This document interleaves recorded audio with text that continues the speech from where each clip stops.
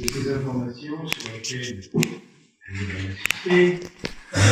C'est tout de même une décision du Conseil d'État qui ne peut pas passer inaperçue. Et je rappelle que le 25 février dernier, le Conseil d'État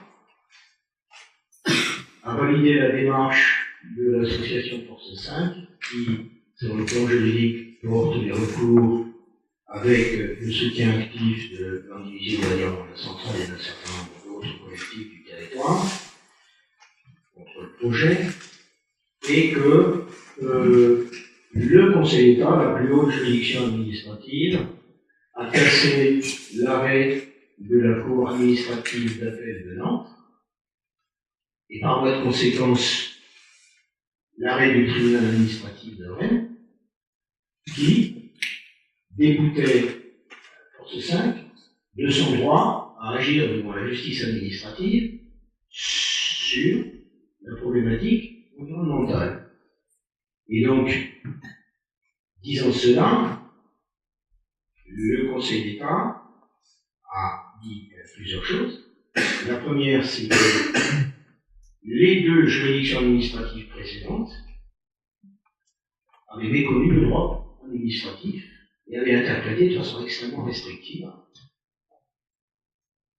le droit en rejetant tout examen du dossier au motif qu'une association environnementale, en l'occurrence cette fois-ci, mais du coup c'est un acte de jurisprudentiel extrêmement important dans la bataille sur les questions écologiques et environnementales, en confirmant qu'une association de ce type, avec les compétences qui étaient les siennes, était tout à fait fondée à agir. Et deuxième chose, enfin, il demande à la Cour administrative d'appel de Nantes de juger sur le fond. C'est très important parce que nous sommes preneurs de ce débat sur la question de fond de la pertinence de ce projet industriel que nous avons déjà à de nombreuses reprises dénoncé comme inutile, polluant et coûteux d'argent public. Et cette fois-ci, nous aurons enfin un débat sur le fond qui nous a toujours été refusé. En tout cas, à titre personnel, je ne suis pas seul, je suis l'interprète de tous les amis, de toutes les associations qui agissent depuis 7 ans contre ce projet et qui aujourd'hui, pour un certain nombre d'entre eux, l'action citoyenne militante est soumise à des tracasseries et des interpellations qui, selon moi, ne sont pas justifiées, alors même que toutes ces actions n'ont fait l'objet d'aucune atteinte aux biens ni aux personnes de quelque nature que ce soit. Et de ce point de vue-là, il me semble que la réquisition permanente que le procureur de la République a produite pour légitimer et contrôle d'identité répété et systématique des citoyens, lorsqu'il fait dans son premier alinéa référence aux actes de terrorisme, c'est extrêmement choquant pour la morale publique. Nous ne sommes pas des Mohamed Merah, nous ne sommes pas les terroristes du Bataclan. Lorsque le 14 novembre au matin, dans Montdivisio, une manifestation précisément organisée par nous depuis 3 mois, nous sommes arrivés dans un état d'urgence à la suite des attentats du Stade de France, où se jouait, si je me souviens bien, le match de football France-Allemagne, et où, au même moment, les attentats du Bataclan se produisaient. Nous, le lendemain matin, nous avons pris nos responsabilités, nous avons tenu en conscience cette manifestation, et nous avons donné toutes les garanties aux autorités de l'État que cette manifestation se déroulerait comme elle devait se dérouler, et comme elle avait été annoncée. J'ai été moi-même, on évoquait tout à l'heure notre ami regretté Louis, il était avec moi et un autre membre du collectif non-divisien, et tout s'est déroulé très exactement conformément aux engagements que nous avions pris. Donc, nous restons dans l'action publique et citoyenne, dans l'engagement militant et associatif, exactement sur cette ligne. Et nous sommes déterminés à poursuivre de ce point de vue-là. Et je le dis parce que, en tant qu'élu municipal, et donc en tant qu'élu, j'ai eu à accompagner d'autres élus 2 fois au ministère, et première fois auprès du cabinet de Mme Delphine Bateau, puis en novembre 2017 auprès du cabinet de M. Nicolas Hulot, et à chaque fois sur l'ensemble des questions, comme sur l'ensemble des courriers qui ont été adressés à la fois par les associations et par les élus, personne n'a jamais répondu à aucun des arguments qui étaient présentés dans ces courriers, des courriers charpentés, argumentés, et que l'État a traité avec le plus grand mépris. Traiter les citoyens avec le mépris, ça donne un certain nombre de choses aujourd'hui dont tout le monde est nourri par les images qui passent à la télévision. La démocratie, elle suppose que la responsabilité, elle est dans les deux sens. Et actuellement, c'est visiblement pas ce qui fonctionne. Il y a un troisième élément dans l'arrêt du Conseil d'État. Car les associatifs et les militants, les citoyens ont été accusés de guérilla juridique pour s'opposer au projet. Guérilla juridique, ça veut dire vous utilisez des arguments dilatoires pour bloquer un projet qui est utile pour la Bretagne, vous allez pénaliser la Bretagne, et vos recours systématiques et ne sont pas fondés, c'est pas au bénéfice de la Bretagne. Eh bien, lui, le Conseil d'État, il a jugé différemment.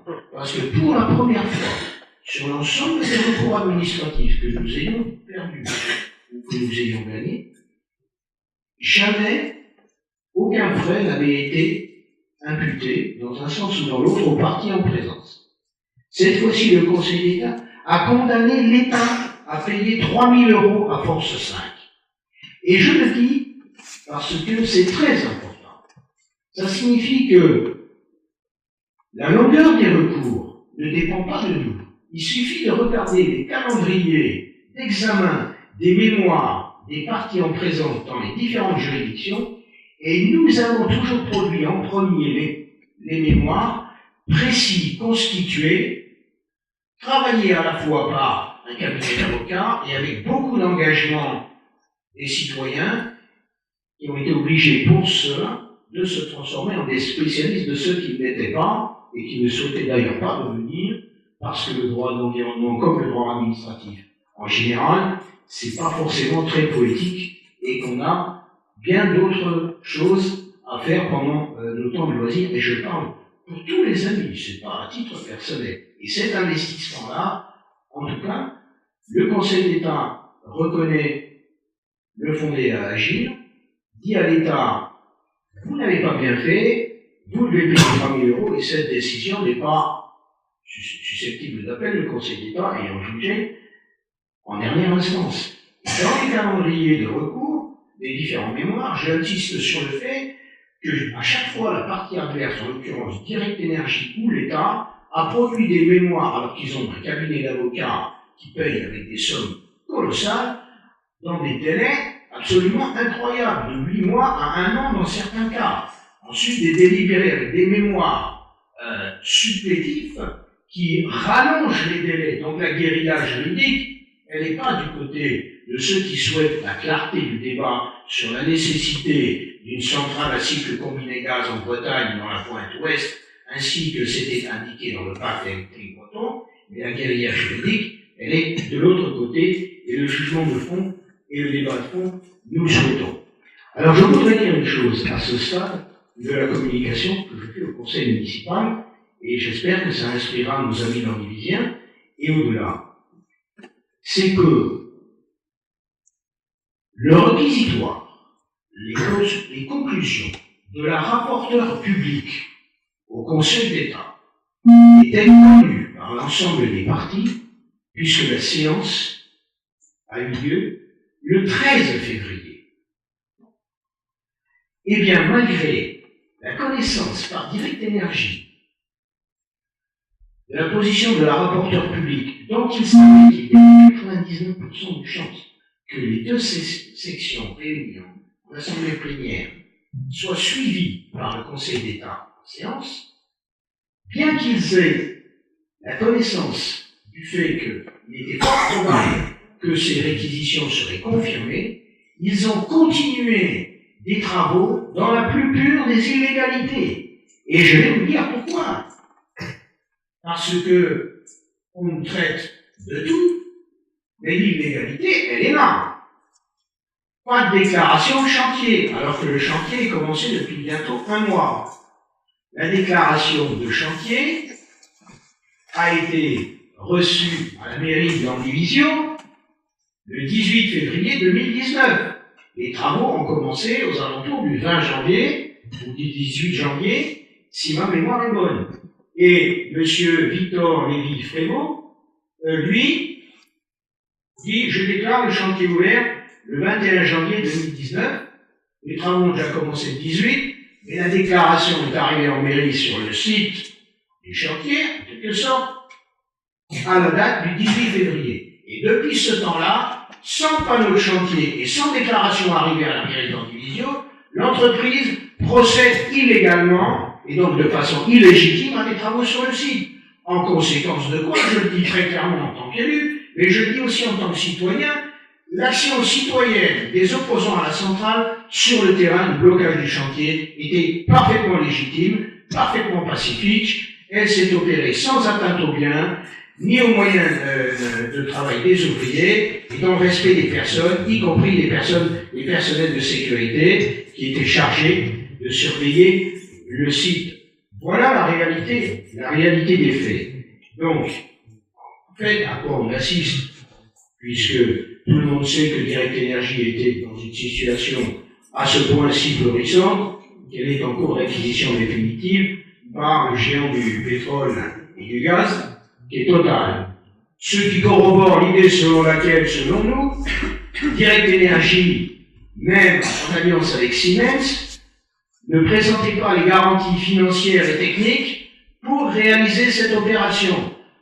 Comme d'ailleurs le Conseil d'État l'avait déjà déclaré à propos du projet de Direct Énergie en Moselle sur le site de Hambach, où il y avait un projet de 2 groupes de 450 MW, c'est-à-dire le double de ce qui était projeté à l'Andivisio, et sur ce même projet, alors que le commissaire enquêteur avait donné un avis négatif au projet, le préfet de la Moselle, préfet de la région Lorraine à l'époque, avait donné un avis positif et avait signé les permis.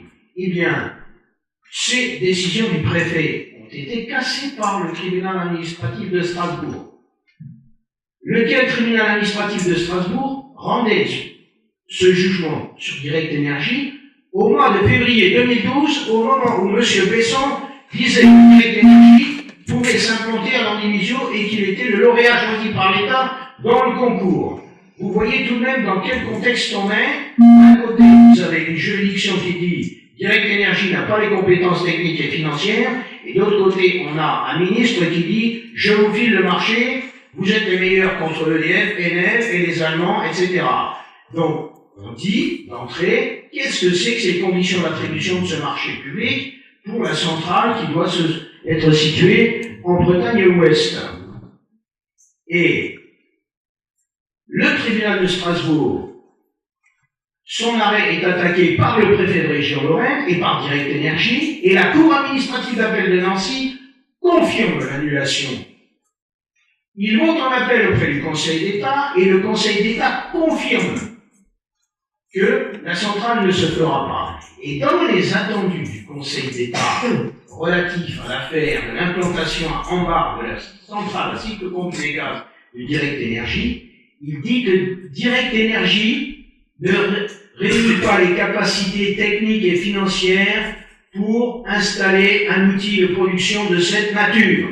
Est-ce que les gens sont capables d'entendre ça quand ils disent oui, il faut que la centrale soit construite par ces gens-là? Rien que déjà, cet aspect de la question aurait dû interroger tous les élus, à commencer par les élus locaux, puis les élus régionaux, et bien entendu, le gouvernement qui ne méconnaissait pas l'arrêt du Conseil d'État concernant Hambach.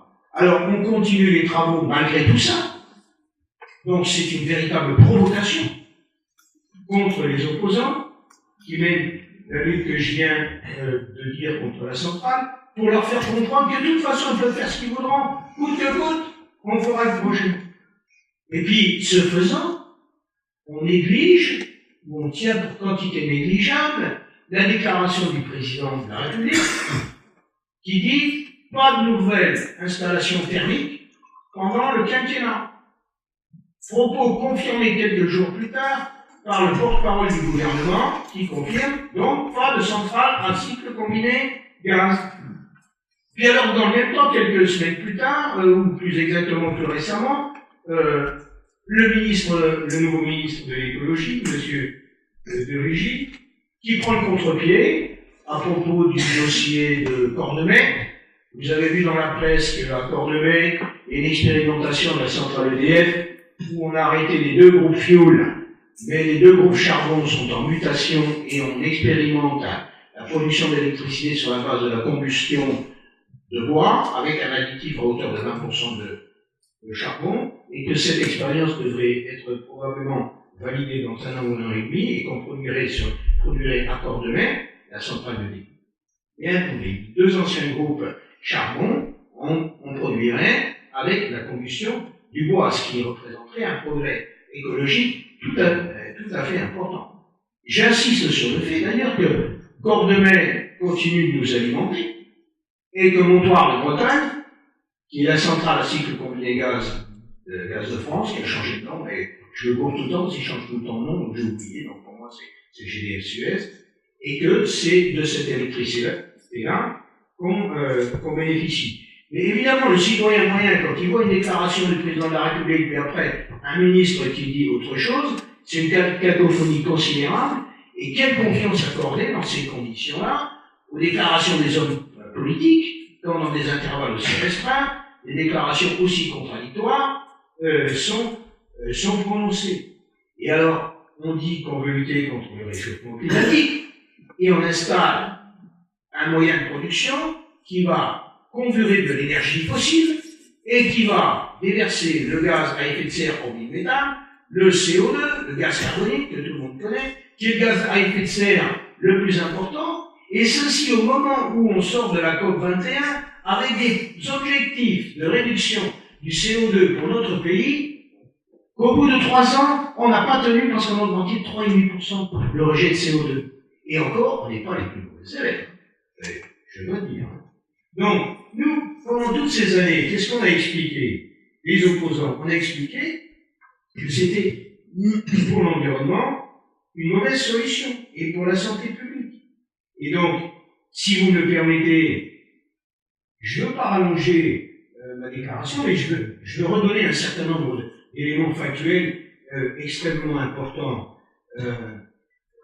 qui sont pour l'essentiel dans la lettre qu'il y a un certain nombre d'associations environnementales et non des moindres dont je vais vous donner connaissance, dans la lettre qui a été adressée au président de la République, avec une copie à Monsieur le Président de la région, Monsieur Loïc Chénichima, et bien entendu Monsieur le Ministre de la Transition écologique. Je rappelle que le pacte électrique, c'était la sécurisation du réseau, et le troisième pilier du Triskel, c'était un outil pour sécuriser en cas de pic de consommation. Alors, sur le réseau, il faut que tout le monde sache que RTE a mis en service en décembre 2017 la ligne enterrée, très haute tension, de 225 000 volts, entre Lorient et Saint-Brieuc, qui était Saint-Brieuc et le nord totalement, qui était le point de faiblesse de l'alimentation électrique. Et rien d'autre chose dans les diagnostics faits en 2008-2009. Je rappelle d'ailleurs que pour régler ce problème sur la zone de Saint-Brieuc, à l'époque, en 2006-2007, il était question d'un groupe de 180 MW sur Ploufragan. Et que c'est l'opposition des élus costarmoriciens et des populations du territoire briochin qui ont fait que le projet a capoté. Et ensuite est ressorti du chapeau sur des chiffres qui n'ont jamais été connus. Le projet landivisien, on sort 450 mégas de magiciens sur des stades qu'on ne sait pas d'où elles viennent, avec des projections de consommation dont on ne sait pas où elles sortent. Et en tout cas, il faut savoir que RTE a sécurisé le réseau et que il dit dans son bilan prévisionnel 2018 que les actions entreprises depuis 2010 demeurent les solutions les plus efficaces pour sécuriser durablement l'alimentation de la zone, notamment la mise en service en 2017 du filet de sécurité de Bretagne. Une ligne électrique souterraine de forte puissance contribue fortement à l'équilibre des flux dans la zone. La consommation électrique ayant cessé de croître, la situation électrique de la Bretagne peut être aujourd'hui considérée comme stabilisée. Fin février 2018, pendant la période de froid, l'équilibre sur le réseau a été respecté en utilisant les outils normaux du système électrique, entre parenthèses, mécanisme d'ajustement, sans recours à des procédures d'alerte ou de sauvegarde. Ce qui veut dire qu'on n'a même pas été obligé d'écorner la consommation dans les programmes spécifiques qui sont mis en place par EDF RTE. RTE rajoute aucun élément objectif ne permit ainsi d'étayer la thèse selon laquelle la Bretagne aurait été dans une situation critique en février 2018. De manière générale, les perspectives d'évolution du parc de production dans la zone et l'évolution du réseau conduisent désormais à replacer la Bretagne, regardez comme c'est bien dit, comme les énarques écrivent bien, c'est extraordinaire, à replacer la Bretagne dans un contexte plus large du grand quart nord-ouest de la France. C'est pas beau ça? On ne parle plus de la péninsule bretonne, car personne ne savait avant l'électricité que la Bretagne était une péninsule, bien entendu. Il a fallu qu'on invente une péninsule électrique pour que tout le monde apprenne que la Bretagne était une péninsule. Moi, mon institut à la communale, on avait la carte, et moi j'étais à l'autre bout de la France, et on savait que la Bretagne était une péninsule, et on savait où était Brest. Les auteurs du projet, je termine. Je viens à l'essentiel. Sur la consommation électrique, parce que c'était l'argument du pic de consommation, la consommation électrique est entrée dans une phase de stabilité aux alentours de 21 000 gigawatts depuis le début des années 2010, principalement sous l'effet des actions d'efficacité énergétique, etc., etc. Cette tendance a été confirmée en 2017 avec une demande d'électricité demeurée stable malgré la vigueur de la croissance économique, etc. Et sur la base du consensus des économistes, bon, je ne vous lis pas tout le truc, mais le pic de consommation évoqué pour l'implantation de cet outil de production n'existe plus dans l'argumentaire officiel de RTE. Et évidemment, je n'évoque pas quelque chose qui a été dit publiquement et à de nombreuses reprises, c'est que non seulement l'opérateur retenu n'avait ni les capacités techniques et financières pour mener à bien ce projet, mais qui plus est, la rentabilité financière du projet, ainsi que ça avait été dit publiquement au CODERS il y a 2 ans, de la bouche même de M. Kaitucoli, en présence du préfet du département, disant et répétant que la rentabilité financière de ce projet ne se concevait qu'à la seule et unique condition que la prime de l'État, qui aujourd'hui peut être chiffrée aux alentours de 50 millions d'euros d'argent public par an, soit versée à l'opérateur, quel que soit le kilowattheure servi. Autrement dit, on met une installation, elle fonctionne ou pas, les actionnaires, bing, jackpot, 50 millions d'euros d'argent public tous les ans. Et le financement de ces 50 millions d'euros d'argent public, c'est sur la facture d'électricité par l'intermédiaire de la taxe dite CSPE. Vous savez, toutes ces taxes qui font le bonheur de tout le monde, hein, toutes ces taxes contre lesquelles tout le monde gueule, la CSPE, la contribution au service public de l'électricité, c'est sa désignation, avec les attributions de financement qui vont avec, et qui constitue aujourd'hui, vous pouvez regarder votre facture d'électricité, bientôt 20% du total de la facture. Voilà ce que les actionnaires de Direct Énergie et bientôt de Total vont percevoir si la centrale se faisait, alors que RTE explique clairement qu'on n'a plus besoin de cette centrale, ce que nous disions dès le début. Et donc, ce débat public dont on nous a privé, le débat citoyen et l'aveuglement des élus sur ce dossier, ça peut être réparé, Madame le maire, Mes chers collègues du conseil municipal, ce que je vous dis, je vous invite à cesser de soutenir ce projet insensé et inutile, et dispendieux d'argent public, et à demander, avec les opposants, l'arrêt de ce projet, comme les rédacteurs de ce courrier, qui sont les associations de défense de l'environnement regroupées dans une fédération qui s'appelle Fédération Bretagne Nature Environnement, qui regroupe Bretagne Vivante, le Coben, Eaux et Rivières de Bretagne, GMB, Univem, Viva Armor Nature, auxquels s'associent SOS, Agir pour un environnement et un développement durable, la CSCV du Finistère, Force 5, l'Andivisio douanièrement à la centrale, Alternativa à Rennes, Gaspard, Commun Indinant à la centrale, le réseau Cohérence et la PPMA de l'Élan. Donc moi ce que je vous propose, Madame le maire, c'est que